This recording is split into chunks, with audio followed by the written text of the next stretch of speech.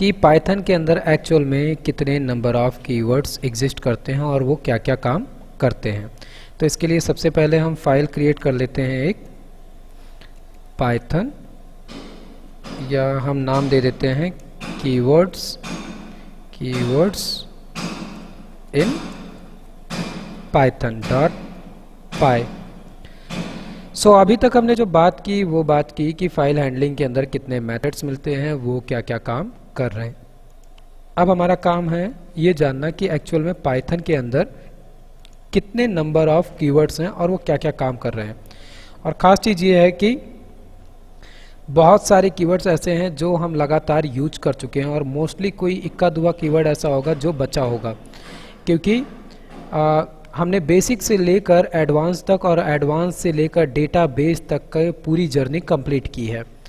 और इस जर्नी के बीच में हमको करीबन कुछ नहीं तो 25 से करीबन 20 to 25 कीवर्ड्स मिले होंगे। सो सबसे पहले हम यहाँ पर हेडिंग देते हैं keywords in Python. So one by one हम कीवर्ड्स को चेक करेंगे।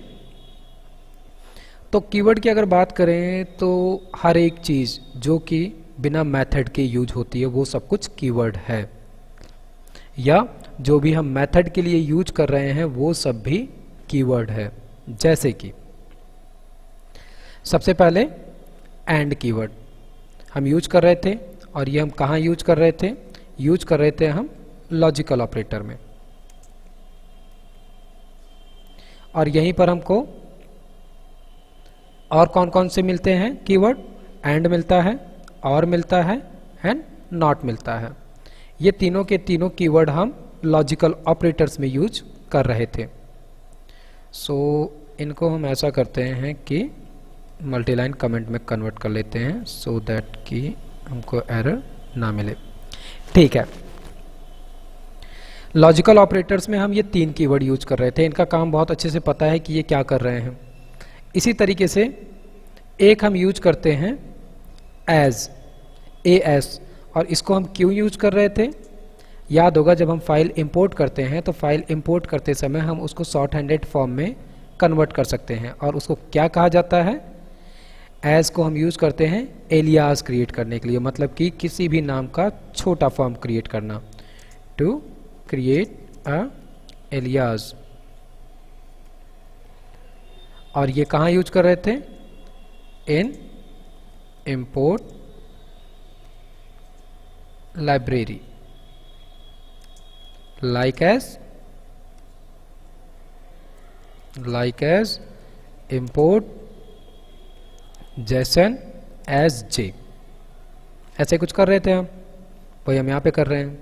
इसके अलावा एक कीवर्ड हमें मिलता है ब्रेक का। ब्रेक हम कहाँ यूज कर रहे थे? लूप के अंदर यूज कर रहे थे। लूप के अंदर जब हमको किसी एक पर्टिकुलर कंडीशन पे लूप को रोक देना है तो हम ब्रेक का यूज करते हैं। इसी तरीके से ब्रेक के साथ में एक हमको मिलता है कंटिन्यू, और कंटिन्यू क्या करता है कि हमको रोकना नहीं है। लूप के अंदर कोई क्या कहते हैं सीक्वेंस हमको मिल रहा है, उसमें से कोई एक सीक्वेंस में एक वैल्यू ऐसी मिली, मान लो कि 4 स्टूडेंट हैं क्लास के अंदर, और 4 स्टूडेंट में से एक स्टूडेंट है सोनिया, और सोनिया अगर हमें क्लास के अंदर मिल रही है तो हमें उसको क्लास में से निकाल देना है, उसको क्लास में नहीं रखना है। तो हम वहाँ पे क्या यूज कर लेंगे? कंटिन्यू का। कंटिन्यू क्या करेगा? अगर वो स्पेसिफिक केस मिलता है, दैट मीन्स कि मान लो कि हमने एक लिस्ट बनाई है स्टूडेंट्स की और हम लिख दें कि सोनिया इन स्टूडेंट्स, अगर ये केस मिलता है ट्रू में, तो अगर ट्रू मिल रहा है तो हम उसके नीचे कंटिन्यू लिख देंगे। तो होगा क्या? वो सोनिया को स्किप करके बाकी जितने भी क्लास में स्टूडेंट्स होंगे उनकी लिस्ट को दे देगा। ऐसे केस में हम यूज कर रहे थे कंटिन्यू का। इसके अलावा DEF कीवर्ड बहुत अच्छे से पता होगा, use to define function, DEF से हम यूज करके कर रहे थे। डेल बहुत अच्छे से पता होगा, use to delete anything, anything means variable, function, class, whatever you want to delete. Del keyword का यूज करो और डिलीट कर दो। इसके अलावा हमको इफ कीवर्ड मिलता है, एल्स कीवर्ड मिलता है, और इन दोनों के बीच में हमें एक मिलता है एलिफ कीवर्ड। सारे के सारे क्या हैं, कंडीशन के लिए है, इनका हम यूज करते हैं।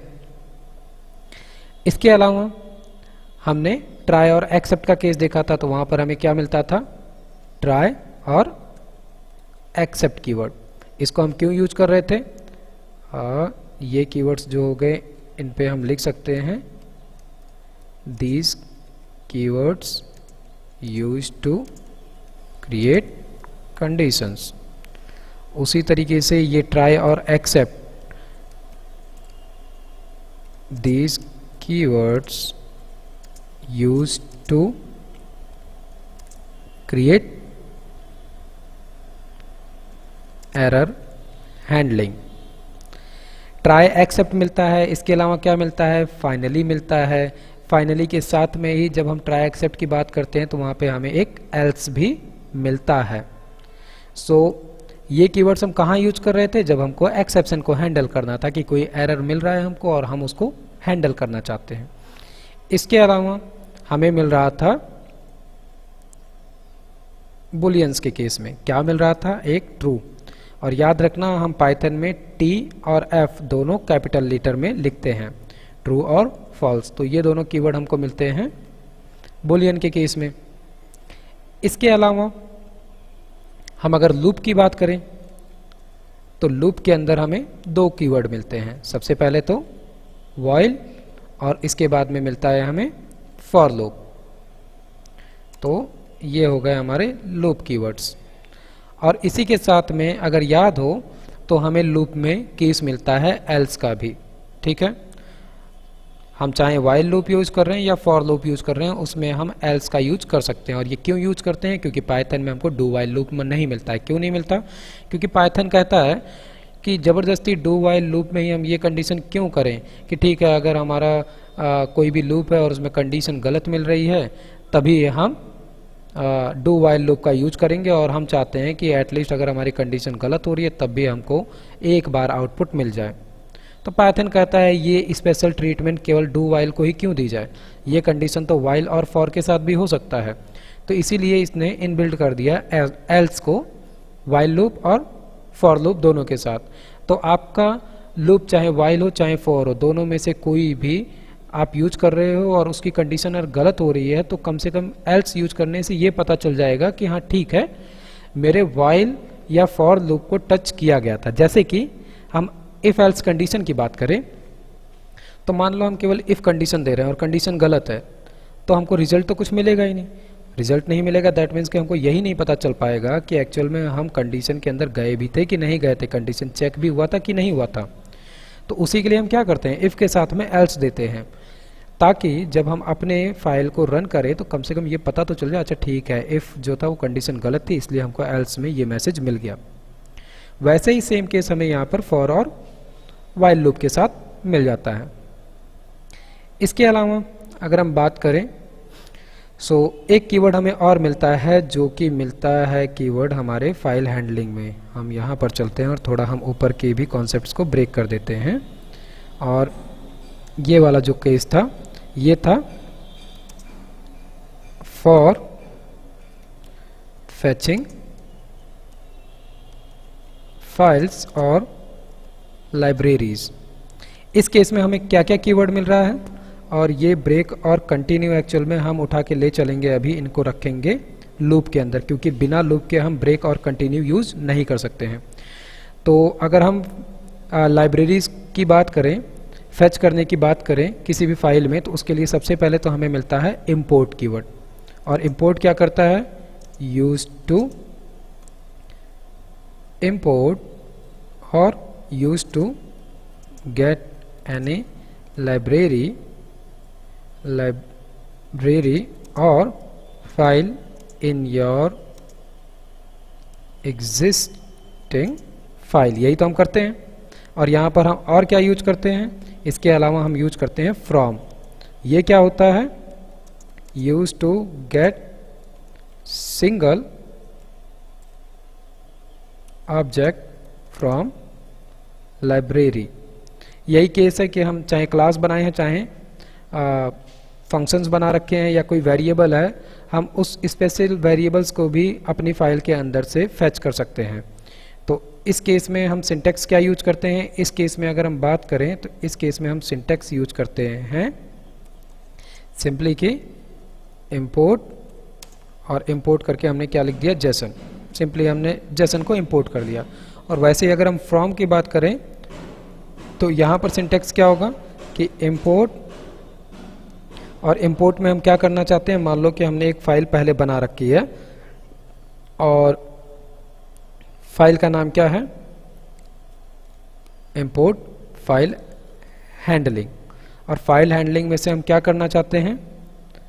एक रीड नाम के मेथड को गेट करना चाहते हैं। तो हम क्या करेंगे? इंपोर्ट रीड, और यहां पर यूज कर लेंगे फ्रॉम फाइल हैंडलिंग। ठीक है। वैसे ही अगर हम बात करें एज की, तो एज क्या कर रहा है? ये हमने यहां पर एक एग्जांपल लिखा था, इस एग्जांपल को हम यहां लेकर आते हैं और सिंटैक्स के अंदर हम इस तरीके से लिखते हैं इसको। तो यहां पर हम क्या करेंगे? इंपोर्ट जेसन एज जे। इसके अलावा और कौन सा कीवर्ड हमें मिलता है यहाँ पर? इसके अलावा इंपोर्ट करते हैं, फ्रॉम यूज करते हैं और एज यूज करते हैं। ये 3 कीवर्ड हमें इसके अंदर मिलते हैं। इसके अलावा हम आगे बढ़ते हैं। ठीक है। DEF जो है ये किसका पार्ट है? Function keywords. इसको हम सेपरेट कर लेते हैं सो दैट कि अगर फाइल को पढ़ते हो, रीड करते हो तो बहुत अच्छे से समझ में आए कि कौन कौन से सेक्शंस के लिए हम कौन कौन से कीवर्ड यूज कर रहे हैं।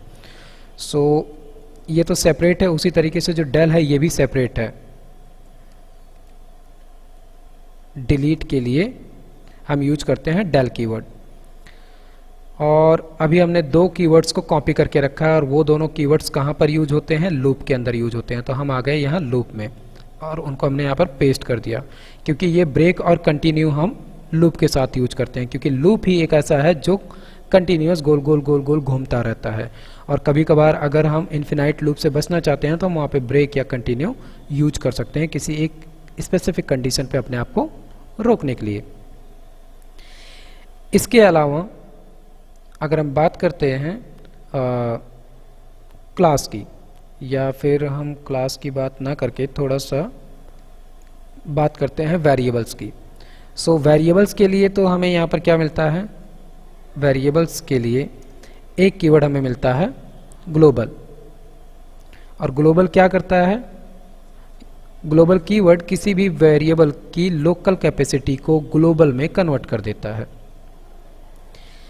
इसके अलावा हमको कुछ ऑपरेटर्स और मिलते हैं, और हमने कुछ ऑपरेटर्स की बात की थी ऊपर, तो हम चलते हैं ऊपर और ये रहे ऑपरेटर्स। सो दैट यहाँ पर हम इसका नाम लिख देते हैं ऑपरेटर्स कीवर्ड। ठीक है। ऑपरेटर्स कीवर्ड में सबसे पहले हमको क्या मिला? सबसे पहले हमको मिला लॉजिकल ऑपरेटर्स। सो हमने लॉजिकल ऑपरेटर्स नाम दिया और यहाँ पे हमने 3 लॉजिकल ऑपरेटर्स लिख दिए। इनको हम थोड़ा सा सही करने के लिए स्पेस दे देते हैं ताकि ये अच्छे से समझ में आए। ठीक है। इसी तरीके से हमको ऑपरेटर्स के अंदर और भी कुछ कीवर्ड्स मिलते हैं। सबसे पहले तो एक मेंबरशिप ऑपरेटर, याद होगा मेंबरशिप ऑपरेटर। मेंबरशिप ऑपरेटर के अंदर हमको क्या मिलता है? 2 कीवर्ड मिलता है, एक तो इज और एक मिलता है इज नॉट। तो कीवर्ड क्या हो गया? इज एक अलग कीवर्ड है और नॉट एक अलग कीवर्ड है। ठीक है। दोनों अलग अलग है, मैंने यहाँ पर बताने के लिए दोनों को एक साथ लिख दिया है, लेकिन दोनों अलग अलग कीवर्ड है।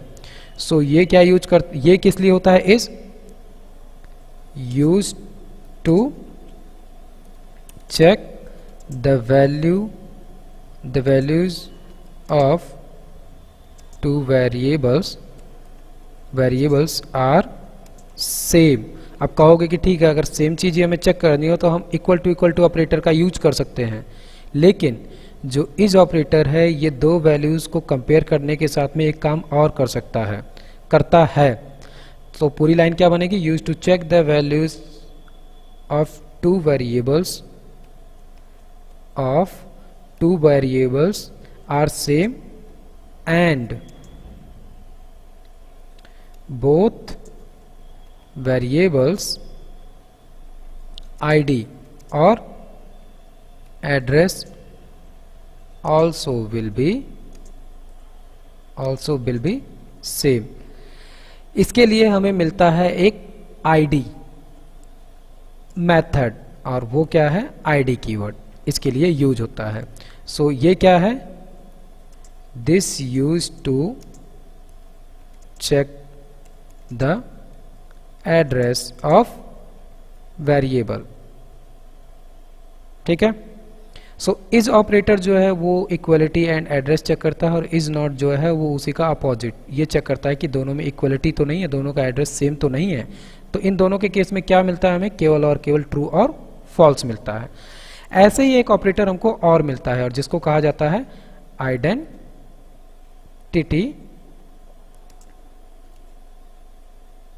Operator keywords. ठीक है।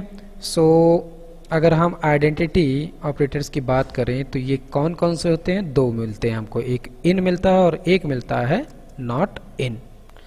सिंपल सी बात है, याद आ चुका होगा कि इन का हम यूज कर रहे थे नॉर्मल ट्रू और फॉल्स देता है, या हम इसका यूज कर रहे थे फॉर लूप के अंदर। और इन ऑपरेटर क्या करता है, ये चेक करता है कि लेफ्ट साइड में हमने एक वैल्यू दी है और हमें चेक करना है कि वो पूरे के पूरे लिस्ट, टपल, सेट या डिक्शनरी के अंदर एग्जिस्ट करता है कि नहीं। अगर एग्जिस्ट करता है तो हमें ट्रू मिलेगा, एग्जिस्ट नहीं करता है तो फॉल्स मिलेगा।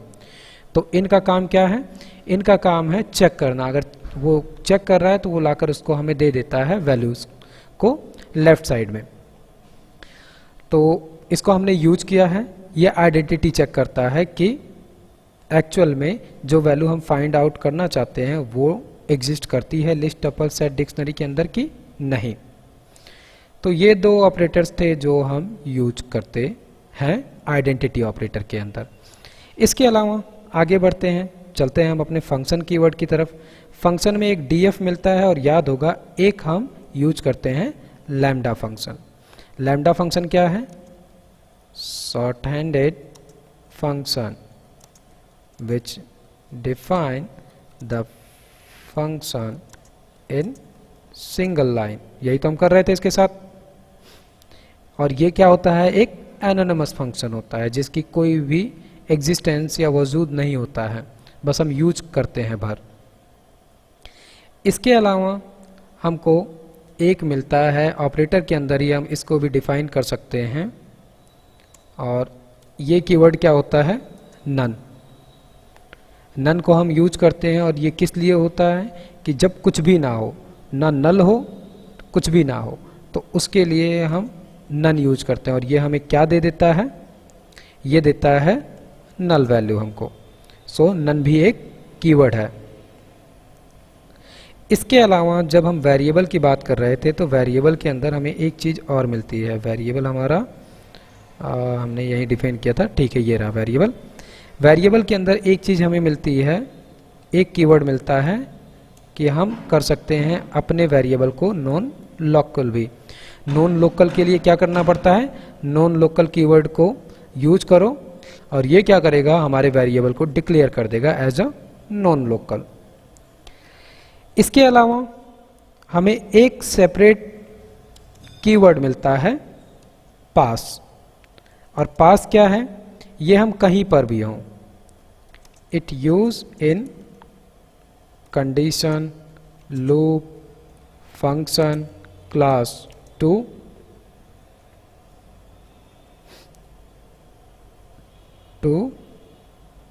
only define, only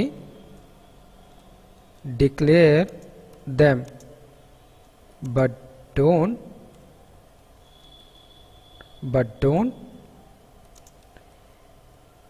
execute their body।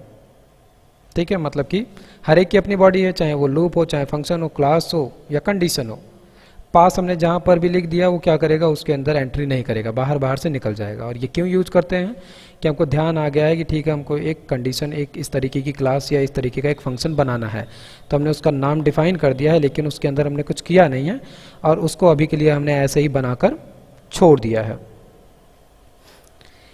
इसके अलावा एक कीवर्ड हमारा छूट गया किसके अंदर, एक्सेप्शन के अंदर, जो हम एरर यूज कर रहे थे। यहाँ पर एक कीवर्ड यहाँ पर हमको मिलता है रेज, और रेज कीवर्ड क्या करता है, रेज एक्सेप्शन रेज करता है। इसको हम डायरेक्ट यूज करते हैं, कहीं कंडीशन या लूप के अंदर कहीं भी यूज करना हो तो हम डायरेक्ट रेज का यूज करते हैं। And it use to raise an error in condition और लूप और फंक्शन और क्लास, जहाँ पे भी रेज करना हो हम वहाँ पे रेज कर सकते हैं। इसके अलावा एक कीवर्ड हमको अलग से और मिलता है जिसका नाम है रिटर्न। और रिटर्न क्या करता है, एक्चुअल में ये रिटर्न जो है हम इसको फंक्शन का पार्ट बनाते हैं, क्योंकि ये जो है हम रिटर्न जब भी करते हैं तो हम फंक्शन के अंदर रिटर्न करते हैं। सो हमारा फंक्शन कीवर्ड जो है वो है यहाँ पर, ठीक है। तो यहाँ पर हम क्या यूज कर सकते हैं, रिटर्न। और रिटर्न क्या करता है, use to return a function response. Response ही तो हम देते हैं कि ठीक है, जैसे मान लो कि मैंने आपको हेलो कहा, मेरी वॉइस अगर आप तक गई तो आप मुझे रिटर्न में कहोगे यस। तो क्या हुआ, मैंने आपको मैसेज दिया और आपने उसका रिस्पांस मुझे यस करके दिया। वो कैसे पता चला, जब आपने मुझे यस कहा तब। तो ऐसे ही फंक्शन का भी काम होता है कि हम फंक्शन के अंदर कोई काम किए हैं और काम जब खत्म हो गया तो फाइनल जो रिजल्ट है उसको हम रिटर्न करा रहे हैं और उसको हम रिसीव करेंगे। तो उसी को हम यूज करने के लिए फंक्शन के अंदर कीवर्ड यूज करते हैं रिटर्न। सो ये जो सारे के सारे थे, ये थे हमारे कीवर्ड्स जो हम पाइथन के अंदर यूज करते हैं। और मैंने अपनी तरफ से ट्राई किया कि इनको अलग अलग जैसे जैसे हमने यूज किया है जहाँ जहाँ उन कैटेगरीज के अंदर इनको डिफाइन कर चुका हूँ। सो इसको और अच्छे से अगर समझना है तो ये फाइल गिटहब पे मिल जाएगी, वहाँ से भी देख लेना। और इसमें अगर कोई क्वेश्चन है, कोई कन्फ्यूज़न है तो वो पूछ लो, क्योंकि ये हमारा आज ख़त्म हो गया कीवर्ड। इसके अलावा अब हमारे पास इसमें कुछ नहीं बचता है करने के लिए। तो इसके अलावा अब हम थोड़ा सा नेक्स्ट टाइम देखेंगे नमपाई को, और नमपाई ख़त्म करने के बाद में हम डिस्कस करेंगे एक प्रोजेक्ट के ऊपर जिसको कि हम कंप्लीट भी करेंगे। और इसके लिए हम क्या यूज करने वाले हैं, पूरे पाइथन के बेसिक कॉन्सेप्ट्स का, एडवांस कॉन्सेप्ट्स का एंड अपने डेटाबेस का। सो हम कोशिश करेंगे कि एक ऐसा प्रोजेक्ट करें कि जिसमें कि इन सभी चीज़ों का अच्छे से यूटिलाइजेशन हो जाए। सो तब तक के लिए इन सभी को एक बार फिर से रिवाइज़ करने की कोशिश करो, रिवाइज़ करके सभी को रिफ़्रेश कर लो, सो दैट कि जब हम प्रोजेक्ट पे मूव ऑन हो तो ये अच्छे से समझ में आए। और अब जब हम मिलेंगे नेक्स्ट क्लास में तो उस समय हम डिस्कस करेंगे नमपाई को। तो ट्राई करना एक बार इस नमपाई को भी पढ़ लेना, इसके कॉन्सेप्ट्स को थोड़ा समझ लेना, सो दैट कि हम नमपाई को जब यूज करें तो अच्छे से समझ में आए। ठीक है, देन